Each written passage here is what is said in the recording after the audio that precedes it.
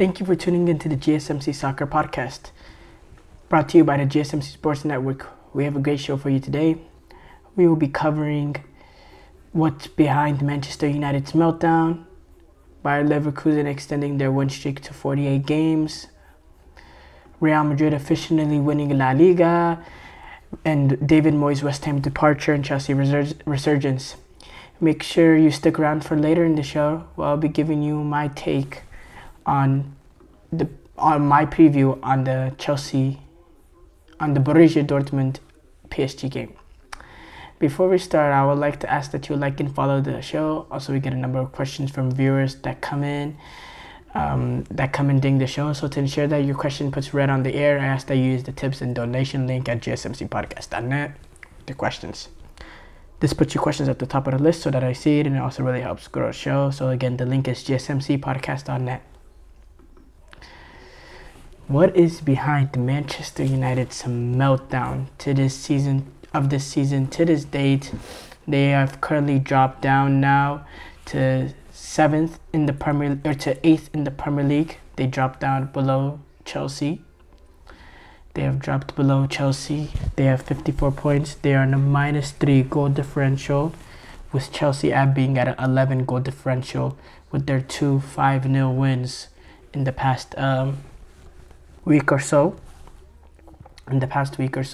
Chelsea have defeated West Ham 5-0, and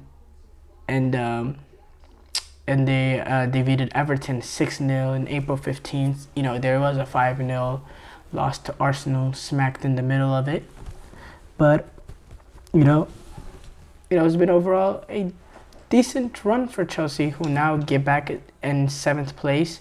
They're currently 2 points away from Newcastle, and they're 6 points away from Tottenham for that Europa League spot. Seems like Aston Villa kind of have, despite the loss to Brighton, seems like Aston Villa are really in the cat seat for that Champions League, and it would be a remarkable collapse for them to not finish in the Champions League spot, which is an amazing achievement for them. Imagine Champions League matchups at Villa Park. But let's get back to the main point. Manchester United, an injury-ravaged United team. If you look at their lineup today, they are going with the center-back partnership of Casemiro and Johnny Evans.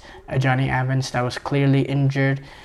And, apart from Johnny Evans, who's not even fit, if we have to be really 100%, not a single fit center-back left for Ten Hag. So that has a lot to do with it. But if you watch today, it was just a lack of will, lack of desire. A lot of players not fit to wear the shirt. I mean, to get dominated the way they did, 18 shots to 7, 10 shots on target to 2, was really, really damning for a team of Manchester United's gravitas. It's really just a devastating season for them, getting eliminated in the Champions League, and now this. And now they have a few games left. I'm looking at it. Where's Manchester United where are they gonna get anything for the rest of the season? They have to host Arsenal this Sunday. Then they have to go to St. James's Park to play Newcastle. Then they host Brighton. And then they got the FA Cup final against Manchester City. Man, oh man, oh man. It's a rude awakening coming for Manchester United, and I don't know if they get a single point for the rest of the season. For the last 3 games against Arsenal, going to St. James's Park, Newcastle, and Brighton at home, I don't know if they get a single point. It's been such a bad season overall. The lack of sustained run of getting results has not been there all season. It's been lacking. They've had a lot of injury concerns all around the pitch, but even with the injuries, it's like sometimes you should know what your style of play is. You should have some sort of pattern of play. And they haven't had that at all this season. At all. Sometimes they played some woeful football, which previous managers were criticized for playing at Manchester United. But those managers were actually successful. Mourinho won a few trophies. Ten Hag hasn't really sustained that sort of success. Yes, he got them their first trophy in, what was it, 6 years or 7 years or whatever. And he always likes talking about back-to-back FA Cups, but they almost threw it away at Coventry. Another disgraceful performance. And the way they were dominated against Crystal Palace, I mean, it's a travesty. It's a travesty. They went in there and then Crystal Palace seemed like the only team to show up. I know you're playing at Selhurst Park, you got injury concerns, all that, but it was just a joke.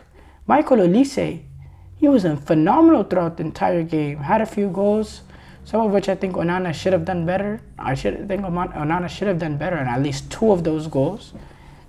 It seems like he always gets his angle wrongs.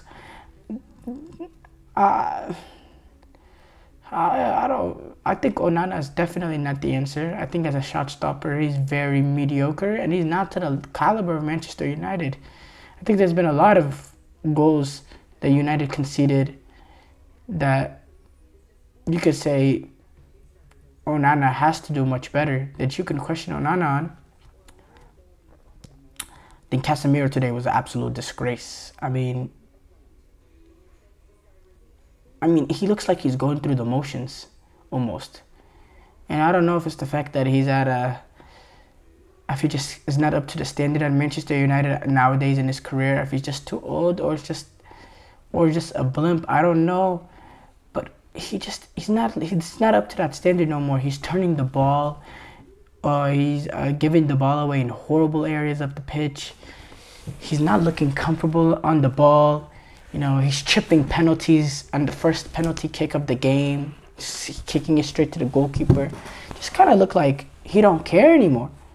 And that's kind of the expression you get from him looking at him. Not questioning his desire, his work rate, any of that. Because, he's a proven Champions League winner and he has an amazing track record of being the best. But if you have to talk about his performances, they've been so mediocre. All across the pitch, it was mediocre today. Christian Eriksen, no show. Just doesn't have the legs anymore to compete with this high level. Doesn't take the game over. A lot of bad turning the ball, losing the ball in bad areas for United. A lot of losing the ball in bad areas. And then one-on-one defending, just completely struggling, getting melted upon. Again, I can't blame Johnny Evans. He's been injured. And he really shouldn't be playing. He kind of played for the club for today. Took a beating because the club needed him. But it just seems like when you look at Ten Hag on the bench after these goals, he looks like a man with no answers. He literally looks like a dead man walking. That's the perfect way to describe Ten Hag.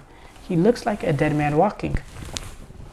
Now, let's say theoretically, if they go on to lose the rest of their games, is that enough for the United ownership group to say, yeah, we have to move on from Ten Hag?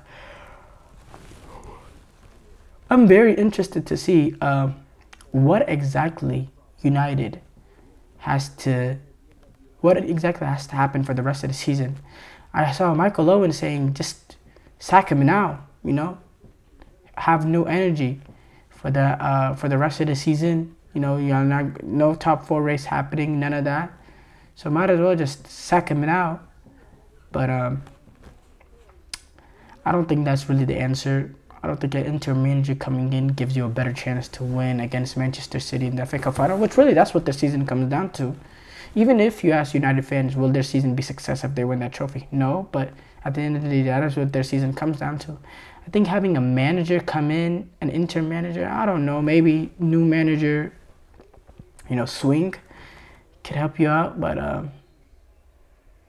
Michael Owen had some very critical things to say of the manager, critical things to say of the club. And it's like with the Man United, there's a new problem every year. After last season, they're thinking, everything's going to be on an upward trajectory. We're looking good. And then this season comes, you're just like, oh, when is the breakthrough going to come for us United fans since Sir Alex Ferguson? It's been suffering, pure suffering, when you compare to standards that United fans live up to, of winning Premier Leagues and Champions Leagues and all that. And there was a lot of players who were not fit to wear the shirt. Onana was not fit to wear the shirt. Casemiro was not fit to wear the shirt. Wan-Bissaka was not fit to wear the shirt. Amrabat was not fit to wear the shirt. These are guys that are just not flat out not good enough. Not good enough. I'm looking at the Olise fourth goal. It's a disgrace. How is a goal? Not just the ball getting the ball turned over by Casemiro, just playing with it in the corner of your own side, but that shot, yes, it has power, but it's nowhere near the corner by Olise. You know, that's a very savable shot by Andre Onana. For a top goalkeeper, he's having to. You should be making that save comfortably. He should have at least. This should be a 2-0 game, but it turns into 4-0 because of the goalkeeper mistakes, and now all the criticism is surrounding this Manchester United team and Erik Ten Hag. And again, he looks like a dead man walking. You know, with his press conference, he's always making excuses. Oh, we had this chance, we had that. The referees did this, the referees did that. Even after today, he couldn't have any excuses to make up. It was just a flat out. It was a bad day at the office. And this is like a lot of bad days that's happening this season. So I'm very interested to see what needs to happen for what will happen for the rest of the season for Manchester United to sack Ten Hag. And if they win against Man City, is it all end and done? Is it happy days? We're one of the best teams. I mean, we're the FA Cup winners. We continue to stay. I don't know. Ten Hag continues to stay. I don't know. We'll see. That was the end for Manchester United's Meltdown. When we come back after the break, we'll be discussing Bayern Leverkusen extending their win streak to 48 games, a remarkable 48 games. I feel like I'm losing my mind. Is everybody in the world blind? Please, Lord, give me a sign, a sign. I feel like I'm losing my mind. Is everybody in the world blind?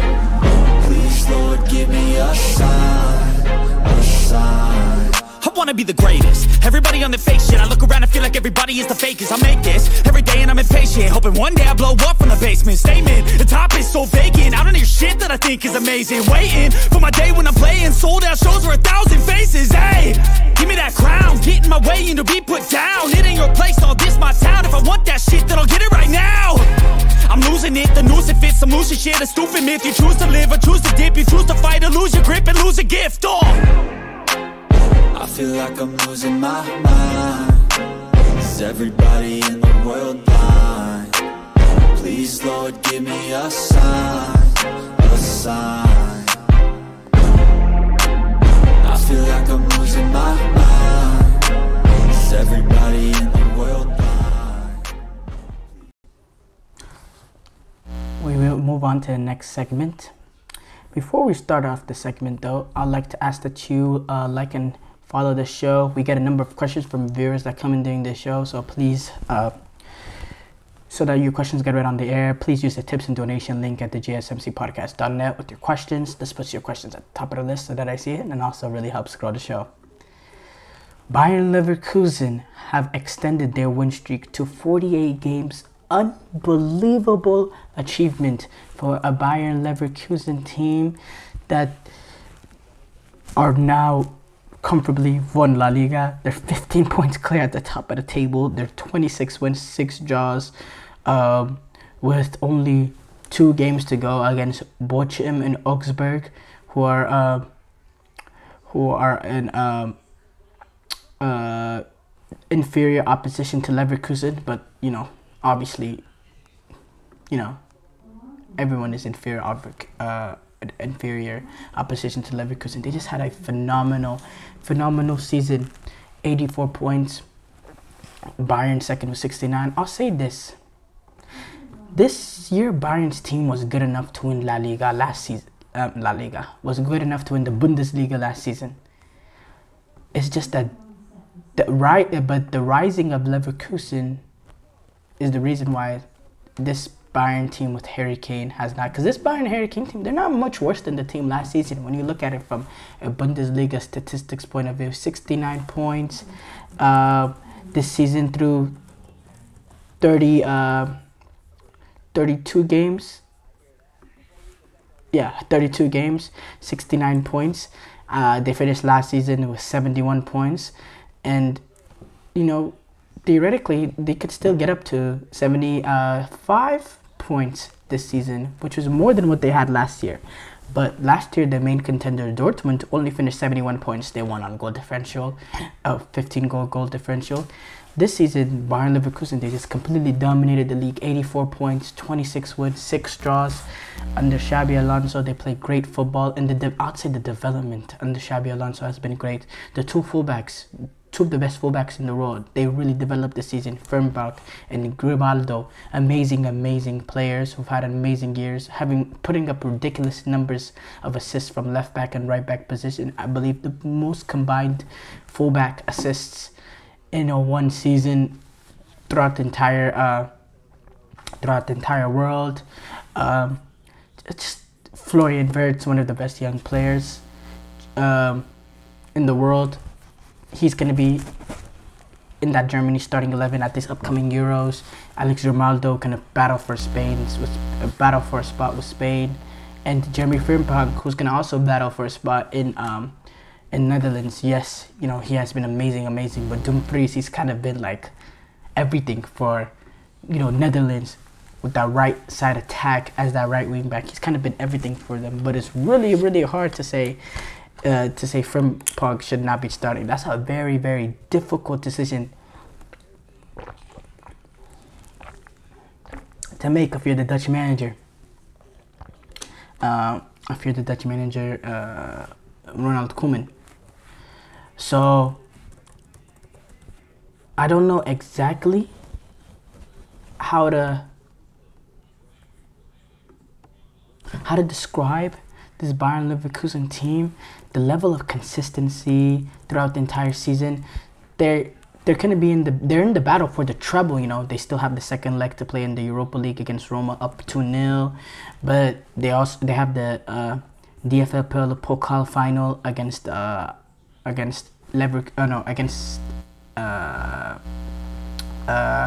Kaiserslautern, FC Kaiserslautern. They have that final to get ready for. So they could theoretically, it will be not the strongest treble, because obviously the treble, when you think of a treble, you think of Champions League, you think of the Domestic Cup, and then you think of the Bundesliga. They'll be getting the Europa League, but it's still a remarkable achievement for Xabi Alonso. The football that they play, the up-tempo football, the way that they were able to finally take Bayern off their high horse, just a remarkable achievement. Leverkusen, they've scored the most goals from distance this season, from set pieces this season, and in the final 15 minutes, they've been called the later Kusen, the late show, because they've scored a lot of goals within the last minute to win the game or get them a point, and it kind of shows this is their year. They're very clutch team. They're very clutch team, and that's what the top teams need to be. This is a 59-year-old record that they have equaled as their unbeaten season continues. 59.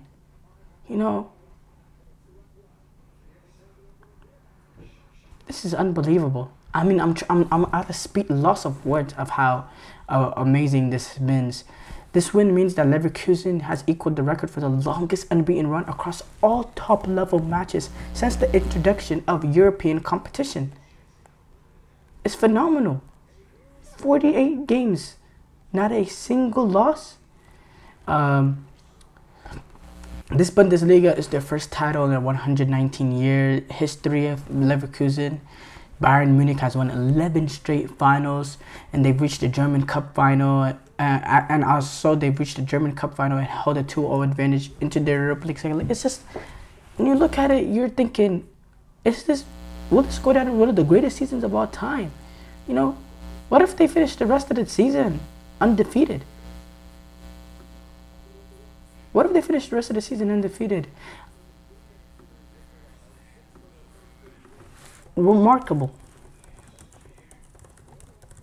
Remarkable. Xabi Alonso, he's staying next season. So how does this address, or how does this affect the future of Leverkusen? Because most of these teams that have their 1 year, they kind of go on a downfall. If you look back at Lille winning the Ligue 1, they really struggled this season. Following Napoli, they've really struggled this season. And the Leverkusen. But the thing with those other teams is they've lost their manager. Leverkusen, Xabi Alonso came out. He's not joining Liverpool. He's not going to join Bayern. He wants to stay with this Leverkusen, continue this project. So I think this kind of motivates some of these players, some of these top players that might be scouted by other teams, like a Frimpong, like a Grimaldo, like a Florian Wirtz, to say, nah, let me stay at Leverkusen. Let me play for this manager. Let me continue to win trophies for Leverkusen. Let me build a dynasty for Leverkusen. And I think Xabi Alonso staying also elevates Bayern Leverkusen into a different status. I think this might start becoming a big team, might start developing some sort of consistency because of this. I don't know, because it's hard, with the way this football pyramid is, but they are a very, very good team. A very, very good team, loaded with talent all over the pitch. And they've won Bundesliga in supreme fashion. So I don't know why. I don't see a reason why this will end. Right now, I don't. Obviously, at the end of the day, even if it all comes down to the players, whether or not they want to stay, there will be some of these big teams will come for Florian Wirtz, will come for Grimaldo, will come for Patrick Schick, will come for, I would say will come from Xhaka, but he's been on the big teams already, so he's kind of looking to, he's probably going to settle in. But there's players that will be scouted by the bigger teams. Bayern nearly had an invincible season in 2012-13 and in 86-87, but they suffered one loss in the league in both seasons, and both times their losses were to Bayern Leverkusen. So Bayern Leverkusen being the primary reason why we haven't had an invincible team up to this point, now are 2 games away from being invincible. Wouldn't that be remarkable? That'd be very, that's a very interesting statistic. Not statistic, but very, very interesting fact. That might be the reason why Bayern Leverkusen might be the first team to finish, and I think they'll do it. I think they'll finish the rest of the year undefeated. And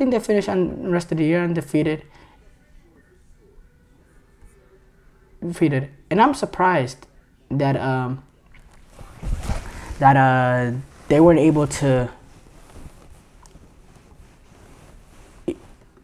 make the Champions League last season,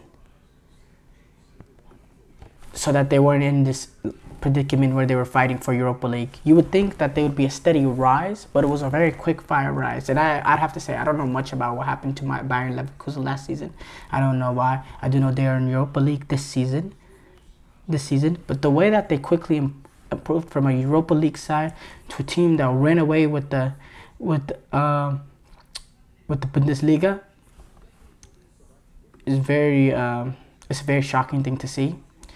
They're unbeaten in 48 games in all competition. This ties the record, which has stood for 59 years, to become the first Bundesliga champion in 11 years. After Bayern Munich's 11th straight run. I mean, they're breaking records all over the face. This is a historic team. This is a team that you'll never forget. And this is probably, you say, more dominant than Napoli's last season. Because Napoli, even though they had a good, very, very good Serie A, they did struggle in the Champions League in the quarterfinals when they played AC Milan, an AC Milan team that wasn't as good as them, but it is kind of, I'd have to say, in Champions League, there's nothing that matters more than culture and heritage and all that. And at the end of the day, AC Milan had it while Napoli didn't. So maybe that's what it came down to. But no, I'm very impressed with Leverkusen, and I feel like they have a good recipe for being able to keep this. And it starts off mainly because they're able to retain Xabi Alonso. Retaining that manager is very, very good for them and will allow them to continue on this set of run. Well, yeah, this was that's my thoughts on Bayern Leverkusen. When I come back, I'll be talking about Real Madrid being La Liga champions. I feel like I'm losing my mind. Is everybody in the world blind? Please, Lord, give me a sign, a sign. I feel like I'm losing my mind. Is everybody in the world blind? Please, Lord, give me a sign, a sign. I wanna be the greatest. Everybody on the fake shit. I look around and feel like everybody is the fakest. I make this every day and I'm impatient, hoping one day I blow up from the basement. Statement, the top is so vacant. I don't hear shit that I think is amazing. Waiting for my day when I'm playing sold out shows for 1,000 faces. Hey, give me that crown, get in my way and to be put down. It ain't your place, all this my town. If I want that shit, then I'll get it right now. I'm losing it, the noose it fits, some loose shit, a stupid myth. You choose to live. Before the break, we were discussing Bayer Leverkusen extending their, win streak out to 48 games. Real Madrid have officially won La Liga.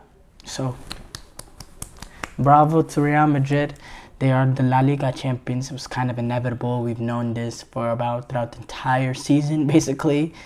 And, there was earlier this season, there was talks about Girona. There was a period where they were first place. But come on. We knew this was Real Madrid's year. This is a revenge. Excuse me. This is a kind of revenge payback for last year, because Barcelona did win La Liga last year. And Xavi, who's actually staying at Barcelona manager, that's a topic for another day. But yeah, Real Madrid champions after Barcelona lose to Girona. Real Madrid first with 87 points. They're 13 points clear of second place Girona, with 4 matches to go, and in the Bundesliga with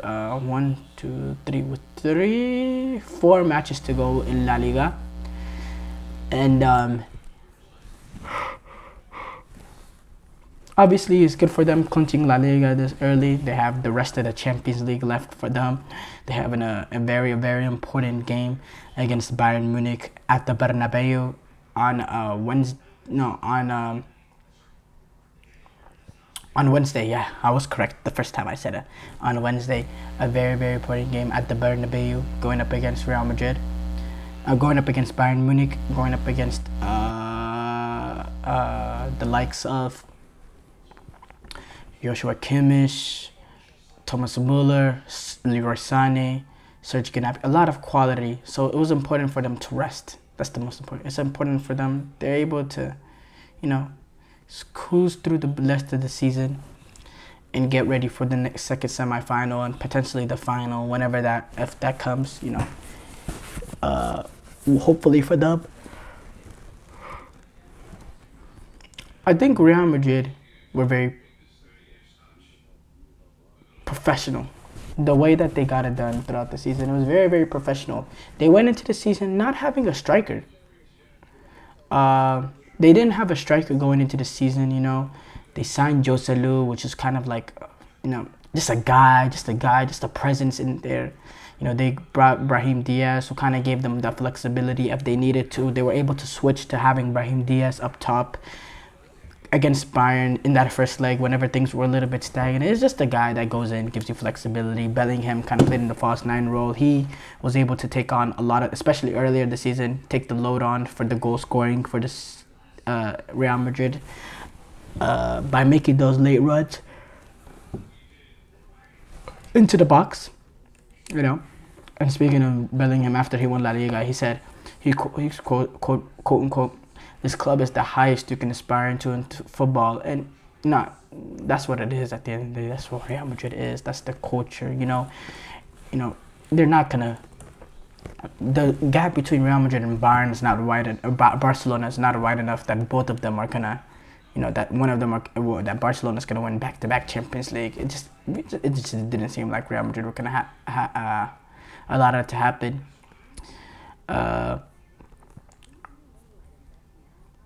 They're out here talking about, there's always going to be a talk about Mbappe to fill that striker hole. But at the end of the day, this team is still brilliant.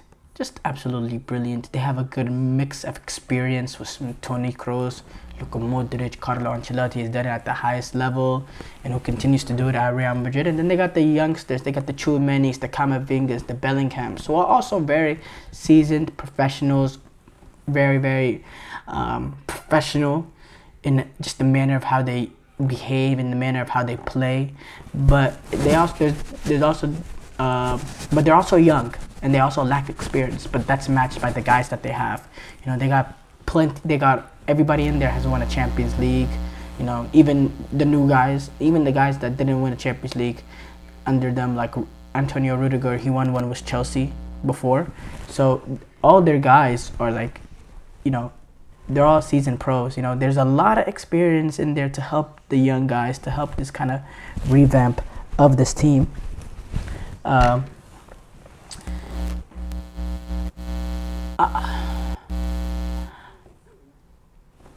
some reason, when you watch this Real Madrid team and last year's Real Madrid team, there's a difference level in confidence in how they play, and a little bit in difference in quality.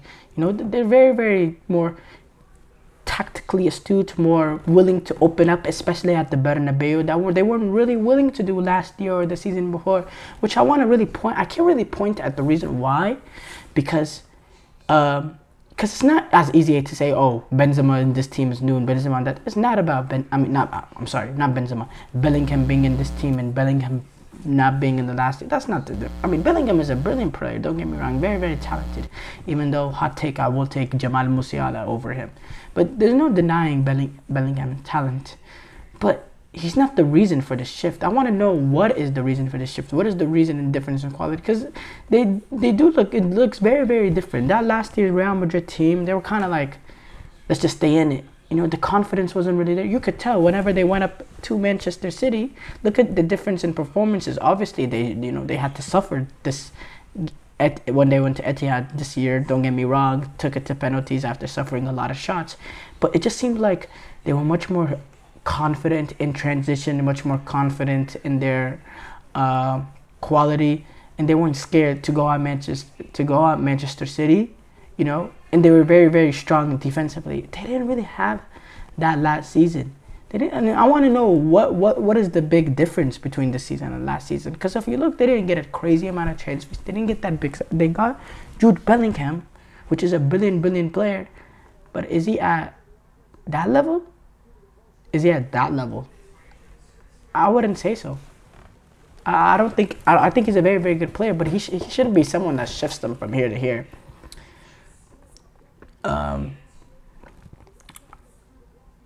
Now, what do they think about next season?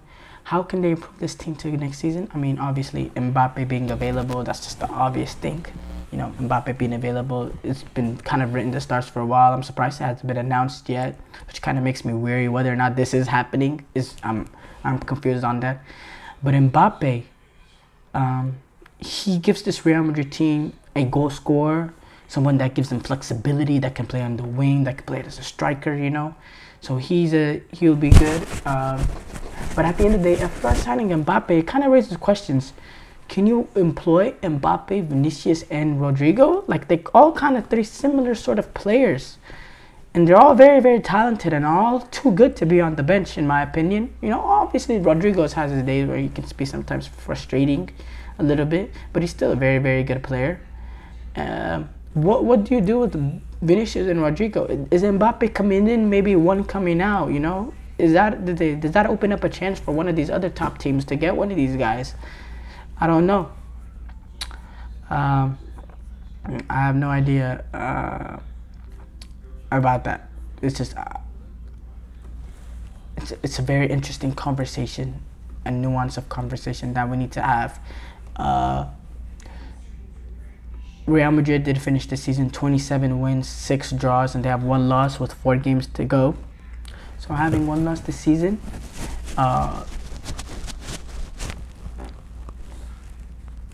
this proves their level of consistency and their professionalism. You know, Arda Güler came in, he's one of the better players, young players, and now they're looking to build up to the second leg against Bayern, and that's going to be their primary target. They're going up against a Bayern team that is, you know, that kind of looks at the Champions League. Thomas Tuchel and Bayern that look at the Champions League as, you know, their season essentially. Their season is in the hands in this next game and then the game after that if it reaches there. So now they can focus all in on this, which is why being able, and they did clinch La Liga technically this week, but we've known for months. Let's be honest, we've known for months. So there has been a level of calm. There has been a level of we're able to rest and save our players for these more important moments. You know, that has been the case. That has been permanent in the way that they've approached certain games that are around the Champions League time, and now for the rest of the season they can continue to do that. I know that this is the semifinal in a couple of days, and then the rest of the games are kind of like on their own, and so. But it's still the way that they were able to keep this comfortable throughout the entire season is was very beneficial for them throughout the Champions League. This is their record 36 La Liga title. They own the previous record. They're just extending their record, and they've only lost once this season, and they hold a 13-point advantage. It's just, yeah, phenomenal. When we come back, we'll be talking about David Moyes' West Ham departure and the resurgence of Chelsea. We're kind of getting back up to things. So when we be back, that'll be what we'll talk about. Looking for your daily fix of sports talk without having to pay for it? GSMC Sports Network is available on YouTube. Just search GSMC Sports Network. Get your fix of daily sports talk shows on YouTube, absolutely free. NFL, college football, NBA, MLB, MMA, UFC, fantasy football, and so much more.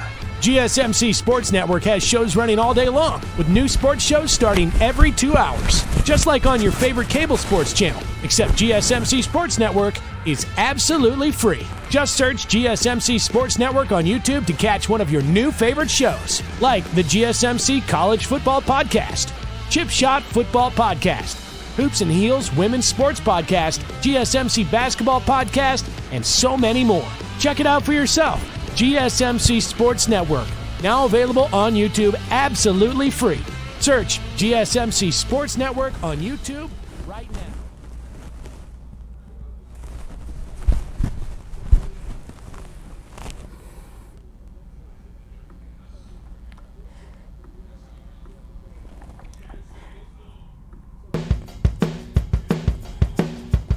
Breaking news. David Moyes has been let go, or let me rephrase that, mutual decision between him and West Ham. He'll be gone at the end of the season. You know, Fabrizio Romano has already came out and said Julian Lopetegui has agreed terms with West Ham to become new head coach, replacing David Moyes from next season. And Lopetegui has accepted the proposal, and he's, you know, ready to come in. He was the manager for Wolves, and departed before the season a few ago, and in the 2022-2023 season. So it's very disappointing, because I always loved the football David Moyes has played. Not necessarily the football, but you know, the way that they put, especially at Everton, they always punched above their weight. and he got this West Ham team to some brilliant highs throughout his tenure. You know, they won the European Conference League title. They won the European Conference League title in the 2023 final. They've had some good stretches in the Premier League. Last 2 seasons, they've kind of suffered a little bit. There was a little bit of question marks at the end of the season. You saw David Moyes, he went on a podcast saying, I hope West Ham are able or decide to retain me because I want to continue this project. So I didn't think that he ever had the desire to leave West Ham. I never thought that internally he had that desire to leave West Ham. He's always loved West Ham as a club and an organization, and he's always wanted to compete for the respect of the fans, for the badge. But at the end of the day, it was getting a little bit of sour. The football has been a little bit dreadful. The performances have gotten pretty bad. Losing to Chelsea 5-0, who, as you can see, we're going to talk about later on. They were eliminated from the Europa League, which they were kind of waiting for. You know, conceding 5 to Crystal Palace. It's just been a little rough. They are 9th in the Premier League, which is not the worst. I mean, it's not great because they've been higher under David Moyes, but it's really not the worst. But at the end of the day, you know, they haven't achieved the best results, and I think it's been unfair treatment from the organization. That's a way to put it. I think it's been unfair treatment from the organization, but this is something we kind of been like mentally coming to grips with for a minute because of the fact that there has been question marks for now multiple seasons, and West Ham, they are difficult. Sometimes I don't like the way some answers he gives. Like, I didn't like when he asked why West Ham has been on the end of some heavy debates. He said Declan Rice. I don't necessarily like that, because at the end of the day, you got money for him, and you signed players to replace him. And at the end of the day, one player is not the club, and you need to stop dreading over someone who's not there anymore. At the end of the day, he's not there anymore. He did lead West Ham to their first major trophy in 43 years, and that was a very, very good achievement. West Ham winning in Europe, you know, they very, very remarkable. Even though this was kind of a new competition, but yeah, some of the results got stale, and you know, West Ham decided they wanted to go and wanted to part ways. Chelsea are, they've had a pretty putrid season by this third, but they're starting to climb up. They're 7th place in the Premier League. They're only 2 points behind Newcastle. You know, for a lot of the season, they've been kind of, stuck in the 50-50 position between like, they've been 8 wins, 8 losses. You know, they've been they haven't had more wins than losses, but they've been picking it up as of late. They're up to 15 wins, 11 losses, with 54 points. They're only 2 points behind 6th place Newcastle. They're 6 points behind 5th place Tottenham, who they beat a week ago. They just jumped Man United, who suffered, as I was talking about earlier, a horrible defeat. So they're out there. They're battling for Europe. They're battling for a Conference League, maybe Europa League position. Chelsea is, and besides the 5-0 loss that they had from Arsenal, they haven't really, in the last couple weeks, it's been pretty smooth with Chelsea. They've had a few bad results in dropping points against Burnley and Sheffield, and they did lose to City, but their performance is good. It was a tired City. who was playing on a short week after that Champions League tie, an emotional letdown too. And they had that meltdown of a result against Arsenal 5-0. But then they beat West Ham 5-0, and they also beat Tottenham, and they also destroyed Everton 6-0. So I think there has been a little bit of a resurgence. Again, I don't think Pochettino is the manager to get Chelsea over the top to winning Premier Leagues like they should be aspiring to, especially with the money that they got. But someone to smooth the squad over, to get these talented young players kind of going in the right direction. I agree with that. I agree with him being the manager on that. I am a Chelsea fan, so I was saying Pochettino out, and I'm still kind of in that remain because I want someone who's in that has the capabilities of winning the Premier League. I don't want us to have the ceiling on the club, but this team does need a lot of cohesion. They need someone that can come in that has a track record of developing young players. And Pochettino, as much as you want to say about his trophyless cabinet, he has that kind of CV in England, especially in England with what he did in Tottenham.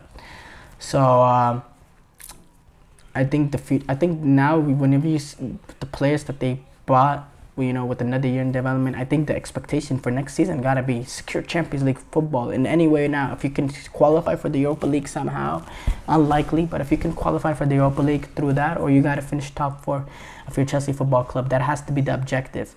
That has to be the objective, because this is there's been a lot of money spent on this team, and they need to start couping some financial value, or else it's gonna fall apart. It's going to fall apart with this new ownership. They have to start recouping financial value. It's a must.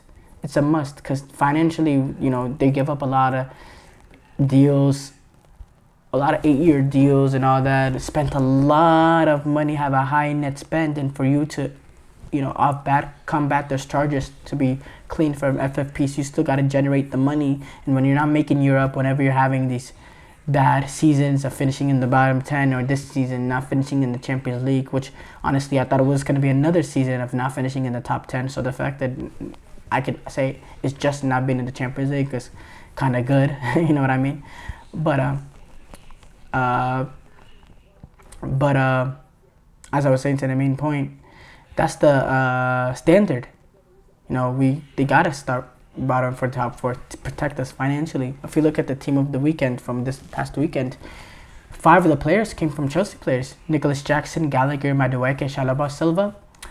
And some of these players, they do have talent. They're just pretty raw. Like Nicholas Jackson, he's an athletic freak when it comes to pace and all that. Modric, he's very, very raw, but he has a lot of pace and power, and he could be a player. Madueke, he has some ability in him. Enzo Fernandez, Moyes Caicedo played very well at Brighton for a reason. He does have ability. Enzo Fernandez, he's a World Cup winner. He played very, very well in the World Cup. There's a reason why these players have value. They just need to bring it all together. And I think it's fair for you to have expectations on Pochettino next season, and I think we need to see some sort of style of play, which we do see this season. We just see a lot of inconsistency. We need more level of consistency throughout the season. They've had 1-2 very good results, and then they completely fall apart on the 3rd day or blah blah blah. It needs to be consistent. The highs for Chelsea are very, very high, but the lows are very, very low. And that could be the case for inexperienced teams. That is kind of the formula for a lot of inexperienced teams. But having another season will allow you to gain that experience, Cole Palmer, by the way, in 42 games, he turns 22 today. In 42 games, 24 goals, 13 assists, 2 hat-tricks, and 1 4-goal game. He's been an amazing signing for Chelsea. He's been a bargain signing for Chelsea. For all the signings that they did, he's been the bargain for 42 million. Just a remarkable bargain. So I'd say Chelsea's future, I don't think he's going to be the main man of well, it looks like he is, but I feel like Chelsea are going to need something else for them to really battle for the top of the top. But I think he's a very, very good player and a very excellent signing for Chelsea Football Club.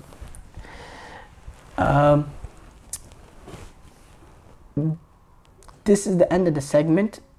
When we come back, we'll be talking about we'll be previewing real quick the PSG Borussia Dortmund game coming up tomorrow at the Parc des Princes. So stay tuned.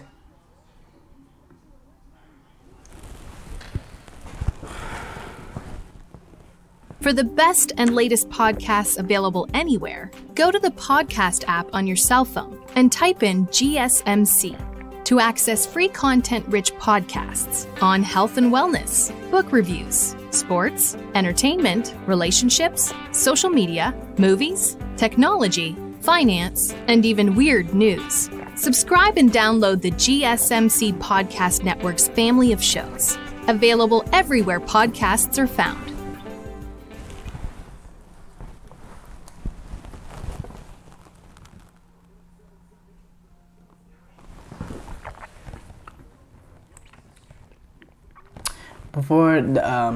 Before we went to break, we were discussing the David Moyes West Ham departure and the resurgence of Chelsea Football Club. But we have to discuss the Champions League tie tomorrow between PSG and Borussia Dortmund. Dortmund up 1-0 after winning the game at the Yellow Wall. Luis Enrique, Edin Terzic, two managers going up against each other. The odds are there. I mean, the everything's gonna be perfect. The atmosphere is gonna be amazing. It's gonna be kicked off at the Parc des Princes. The PSG are actually 210 minus 210 favorites in the odds. Dortmund are plus 525 underdogs. This is I think Paris is very eager to bounce back from what happened last week, which was the first time that they did not score a goal in any game in the Champions League. They have Mbappe, they got Ousmane Dembele, they got Barcola, they got players with quality and ability on the counter attack. They got pace to really, especially on the wings, to players to really make these Dortmund fullbacks struggle.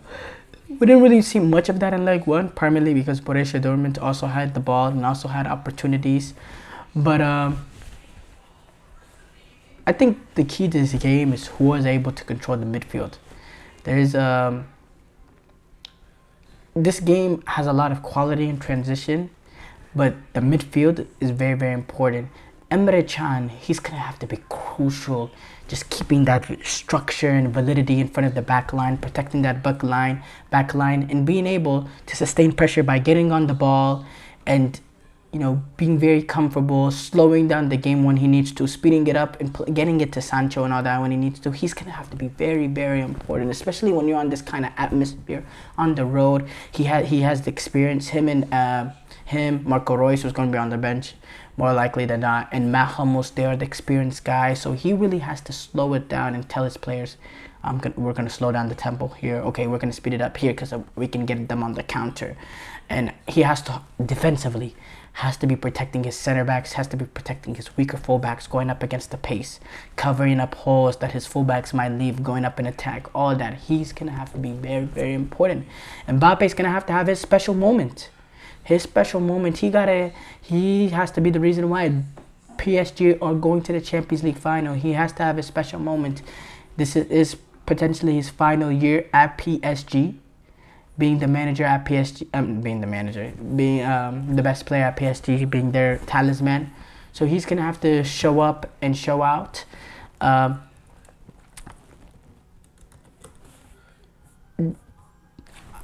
interested, will Borussia Dortmund, both teams, what are their strategies? You know, PSG, I think they're just going to come out all out attack, Parc des Princes, just go, because they're at home, all that. But Borussia Dortmund, are they going to play on the transition? Are they going to be willing to be open and play with PSG? I'm very interested to see how Edin Terzic kind of goes about it, who's pretty experienced on this stage, but he is a brilliant manager. You know, he got the job on a temporary basis, and then he proved that he was good enough to be there permanently after Marco Rosa didn't work out. So So no, I think this is gonna be a fascinating game. For me, PSG have to be the favorites just because of the sheer quality that they have and the fact that they have Mbappe. But you know, this is not this is not something that's, you know, easy to pick. Borussia Dortmund have a very, very good away record, despite the fact that they've been good at their home at the Edwana Park, and they have that atmosphere. They've been very, very good. Their team has taken more points away than they have home at the Bundesliga. You know, they've been very, very good and efficient on the road. They have good players attack-wise. They got quality. Their fullbacks, Ian Maatsen, he has pace. Marcel Sabitzer has been very well. Julian Brandt has been playing amazing, picking out balls. Adeyemi with his pace. If PSG open up, Adeyemi can take advantage of it. Jadon Sancho can take advantage of it. Daniel Malen can take advantage of it. And they got guys that can change it up off the bench, like Youssoufou Moukoko, a youngster who has quality too. They have the power, the players in the transition to take advantage of. Not just, you know, there's the reason why they made the Champions League semifinal. They didn't make it by accident. And it's not just PSG that have ability to do it in transition. So do Borussia Dortmund. And they have very good team spirit, and they're all very, very highly focused. And Daniel Malen, he's going to be coming back. He was injured against Leipzig a few weeks back. Not against Leipzig. He was out against Leipzig this past game, and he's getting very, very close to making a return, and it's looking like he's going to be able to return against PSG, which is a massive boost. Having that kind of pace in transition when PSG opens up is just something that you desire to have. It's something that, you know, is very, very important for them. You know, and at the end of the day, all the players are going to leave it on the line. This is a game to reach the Champions League final. There's nothing left for them. Both of these teams, their season's kind of on the line here. You know, Dortmund, they're not really battling much in Bundesliga. PSG, or, you know, they've already won League One, the Farmers League, or, you know, it's kind of, you know, is there. Everything is there. Everything is available in the second leg for both teams. Luis Enrique coming out saying we're not obsessed with getting 2 goals. I don't know what that means necessarily. Let's not. These managers, they're always psychologically playing games with the other manager. They're playing games with the other player. I don't know what that means. We're not trying to look for second goal, for 2 goals. That's not our mindset. I mean, the mindset is to win. At the end of the day, no matter what it takes, to win, to go to the Champions League final, to leave everything on the line for your team, to leave everything on the line for your teammates. That's the standard, that's the culture, that's the tradition, that's what the Champions League is all about. And I don't know who's gonna come out. I don't want to go this way, that way, because I think either way, you know, I think you could argue either way, whatever happens. Either possibility is very reasonable. Kobel is going to start in goal. I'm looking at a predicted lineup. They're thinking about Ryerson, Hummel, Schlotterbeck, Maatsen, Sabitzer, Chan, Sancho, Brandt, Adeyemi, Füllkrug. I believe that's right. Füllkrug is also going to have to be much more efficient in this game. He's not going to get that many opportunities, but when he does get opportunities, he's going to have to equalize on those opportunities. Because PSG is they're gonna threaten them. They're gonna put up some goals. You know what I mean? They're not gonna. There's no way they're gonna get in a game that they need to win. They're not gonna get held scoreless at the Parc des Princes. But you never know. Dortmund could play defensive. You saw early in the group stages when we saw Newcastle play against PSG. They really struggled to find that breakthrough throughout the entire game. So can we see that happening? Can we see them struggling? Because with Luis Enrique teams, they do struggle. They're kind of passing side, but they're struggling on making those intricate balls, those cutting edge plays. Can we see that from PSG? There's been moments throughout the season that we've seen them suffer to, you know, find that breakthrough opportunity. But you know, it takes one goal early in the game and it completely shifts everything. So I'd have to say, just based on the sheer attacking talent that they have, I will go PSG. But I'm very, very interested to see how it goes. But thank you for tuning in to the GSMC Soccer Podcast, presented by the GSMC Sports Network. Your support means a lot to us, so please remember to subscribe to the show and leave a positive review. It really does make a difference. We also invite you to follow us on Facebook, Twitter, TikTok, and Instagram for more content and updates. Thank you once again, and have a wonderful day. Let's go. I wake up to a little bit of drool on my pillow, feel like it's gonna be a bad day. Yeah, I'm tired of shit, and the coffee ain't hit yet, damn, ain't that great. I don't wanna go